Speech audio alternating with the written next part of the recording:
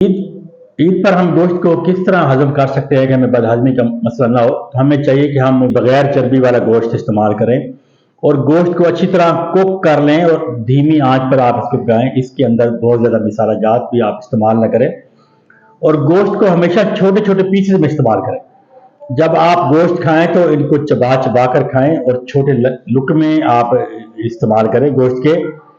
इसके अलावा आप ये कोशिश करें कि गोश्त के साथ साथ कोल्ड ड्रिंक्स अवॉइड करें, बल्कि घर में जो आप नेचुरल जूसेज हैं, जिस तरह आड़ू का जूस है या लस्सी है या नींबू पानी वगैरह इस्तेमाल करें। और गोश्त के साथ आप केचप या सॉस या मेयोनीज इस्तेमाल करने की बजाय आप जी के घर होम मेड जो घर में चटनी है, धनिया की चटनी है, मिंट की चटनी है या आलू बुखारे या प्लम या खुबानी की चटनी, आप इसको इस्तेमाल करें। और गोश्त खाने के बाद आप घर में बैठे न रहें, बल्कि चहलकदमी करें और पानी का ज़्यादा से ज़्यादा इस्तेमाल करें, तो हम गोश्त को अच्छी तरह हजम कर सकते हैं। बस ठीक हो गया।